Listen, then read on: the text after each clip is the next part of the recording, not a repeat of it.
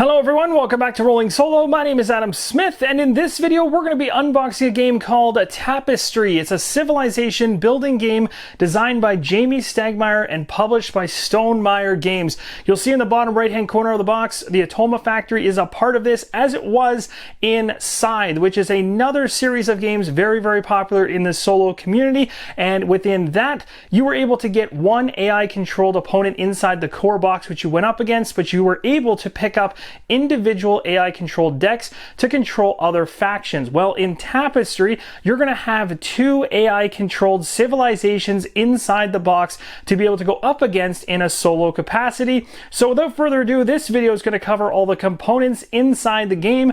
First, we're going to go ahead and flip it over and take a look at the back of the box. Within Tapestry, your aim will be to create the civilization with the most storied history, starting at the beginning of humankind and reaching into the future. The path you choose will vary greatly from real-world history. Your civilization is unique.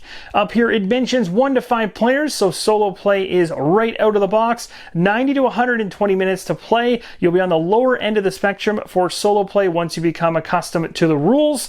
In Tapestry, you start from nothing and advance on any of the 4 advancement tracks: science, technology, exploration, and military, to earn progressively better benefits. You can focus on a specific track or take a more balanced approach. You will also improve your income, build your capital city, leverage your asymmetric abilities, earn victory points, and gain tapestry cards that will tell the story of your civilization. And as you can see on the back of the box here, we will see these later on in this video. There's 18 unique painted landmark miniatures included inside the box, along with a number of other components. The first thing you'll see when you open up the box is this handy 4-page high-level overview of Tapestry. You're going to see the global setup mentioned, the player setup all numerically referenced with this picture in the center on the first page of this booklet.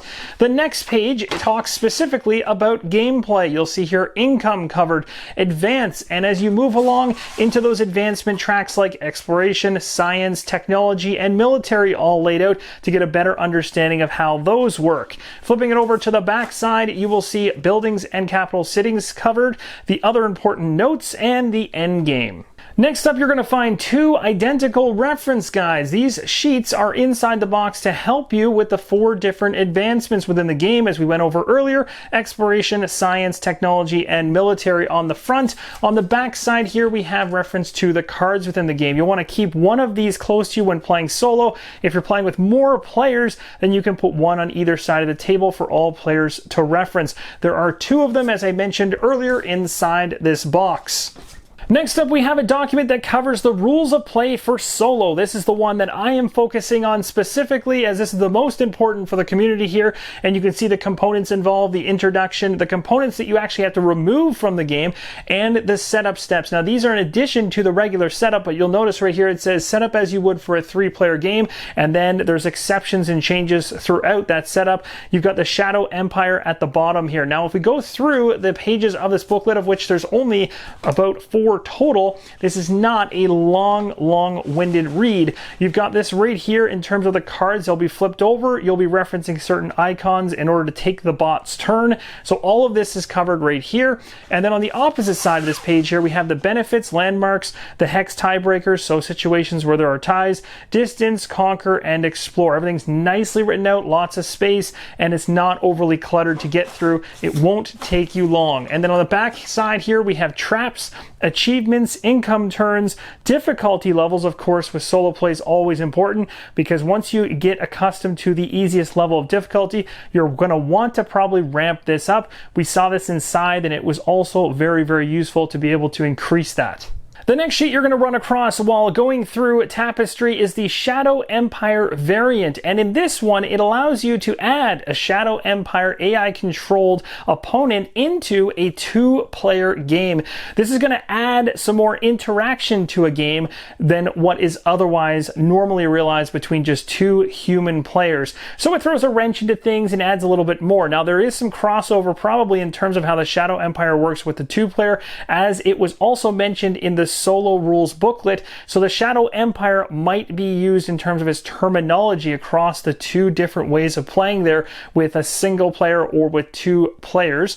But either way, this is specific, and this sheet is specific to just the two-player side of things. So it's nice to see that there's an additional variant kind of built into the core box to spice up that two-player play. So this is what you want to reference for that. It's going to have your setup, your autonomy of the decision card pair, Shadow Empire turn, advance on a track, and your game end all covered in one nice sheet. Now we're going to go ahead and take a look at the civilizations inside the game, of which there are quite a few, as you can see here. We'll go through them one at a time. There are some abilities and specialties within these civilizations down below here, so you can go ahead and pause the screen if you want to read them.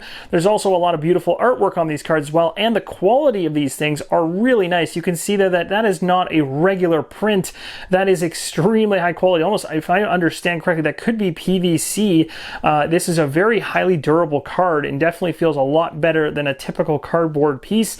I could be wrong there, but it certainly has that feel that it could get wet and have no damage be done to it whatsoever.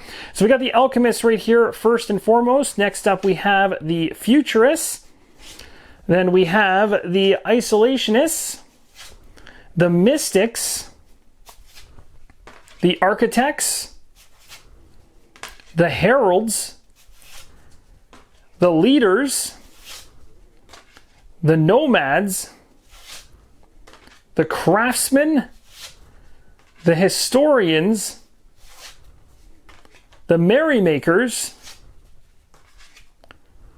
the Chosen, the Entertainers, Inventors, Militants, and finally the Traders. All kinds of different civilizations to choose from. Also inside the box is a bunch of Ziploc bags to keep everything organized, because as you can see, there are quite a few components in here. So let's go ahead next and take a look at the cards. Here we have the tech cards within Tapestry. They look like this on the back, and we'll go through each of these one at a time fairly quickly so that you can get the gist of what's inside of this deck.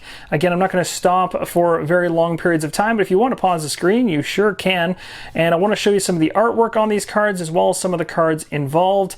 And if I'm not mistaken, I believe there's around 33 of these cards inside the box, so a decent number of different tech that you can find for the civilization. Dynamite, for example. You got eyeglasses, irrigation, and they span different time spans, of course, over time, like the light bulb or paper, and then things that are much more recent in our history, and then some going back, way back. So pretty cool overall, and it's a very good widespread choice between a number of these different tech, and it goes all the way to Z, and they're all in alphabetical order as you can see for now, but that's going to change once you get into gameplay. There's some that are considered landmarks, there's some that are considered inventions, so you'll notice that going through the cards as well. Zeppelins even there, and right back to air conditioning. So that covers the tech cards. Let's move on. This next set of cards inside the box is all about the automa, and that's really interesting because, again, everything's going to be controlled with a deck that you will flip over.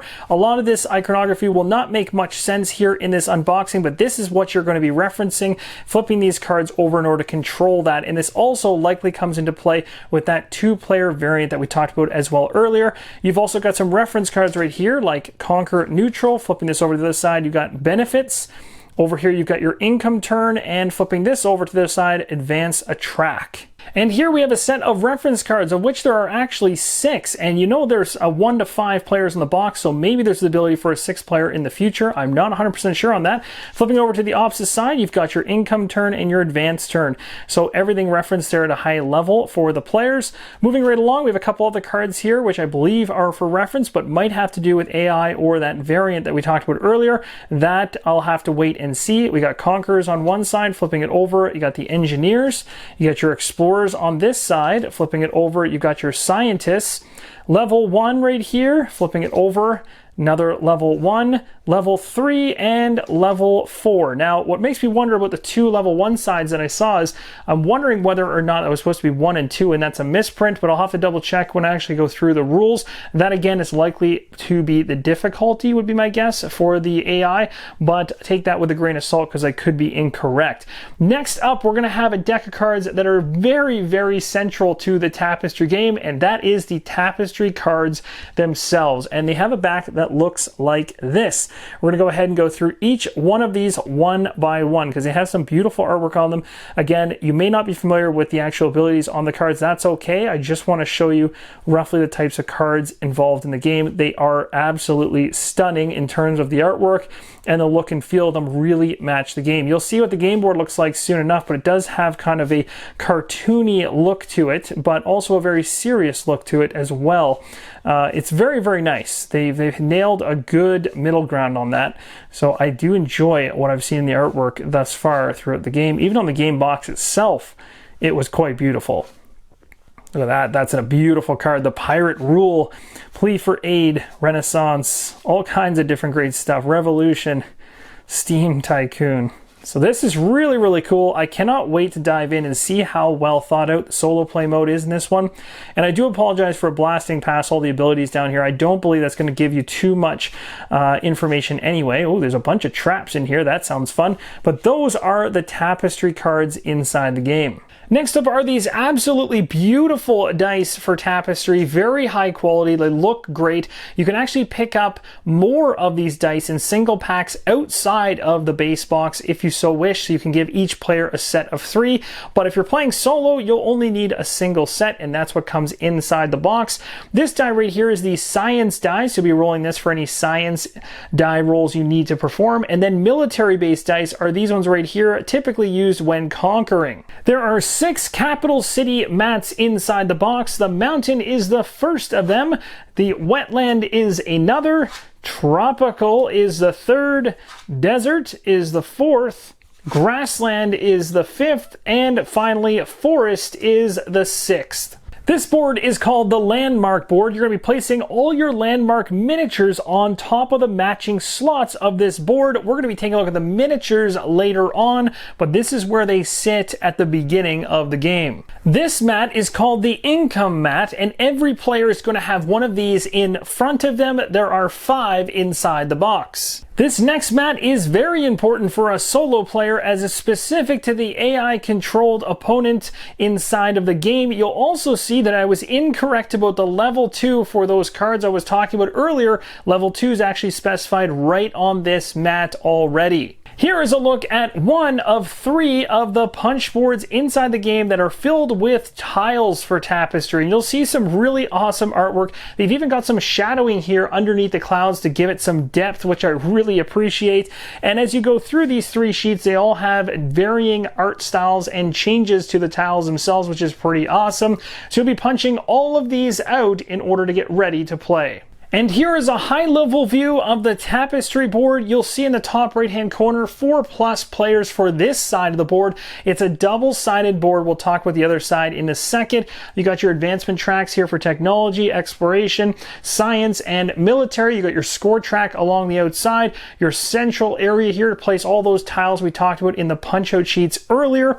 Plus, you're going to have your landmarks, which will show up here as well. A very vibrant and bright and quite beautiful game board. Again, you can see that nice layering in terms of the artwork, showing the shadows of the clouds. So you kind of get a little bit of depth there when taking a look at this area of the world. It's very, very visually appealing, and people walking by while you're playing this game will certainly stop and stare. And here is a look at the 1 to 3 player side of the board. So if you're playing solo, this is going to be the side that you'll be using, or even up to 3 players. Again, it has the different advancement tracks, the score track, and everything else. There might be some differences between both sides that I have not become familiar with just yet, but I will be doing so in the future as I dig my teeth into this game. And lastly, the tray at the very bottom of the box of Tapestry houses all of the landmarks as well as the game pieces. We'll be taking a closer look at these components. Now that the plastic cover for the tray has been removed, you can now more clearly see the paint jobs on these miniatures. They are quite nice, and they're really going to help pop this game off the table, plus give it that nice 3D element to these major landmarks when they land. And you can see some of them are quite futuristic, as well as some being more modern and others being more found in history, but very cool all the way around. Things like this one here with a spaceship. You've got these ones that are more building centric, whether it be like a barn, for instance, or a city or a village or anything along those lines. They're all very unique, and it will be quite exciting to unlock these landmarks as you play through the game. Some of them are tiny and some of them are quite large. So here's an example of some of the game pieces. I opened up one of the packages, and of course every player is going to have one associated to the color that they have chosen.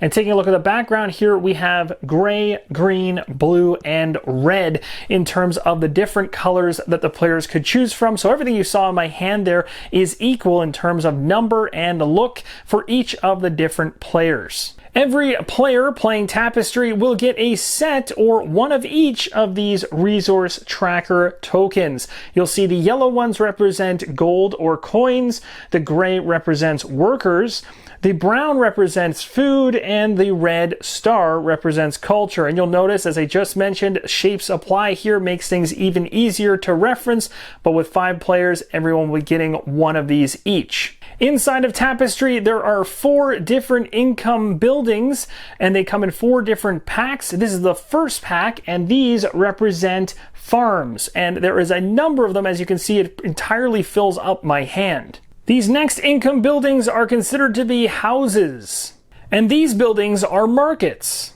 And finally, we have armories, and that rounds out the 4 income building types. And that is going to conclude the unboxing for Tapestry. I really hope this helps you make an informed decision on the game and helps you see the components up close and personal to determine whether or not this is a game for you. Thank you guys so much for watching, and as always, keep on rolling solo.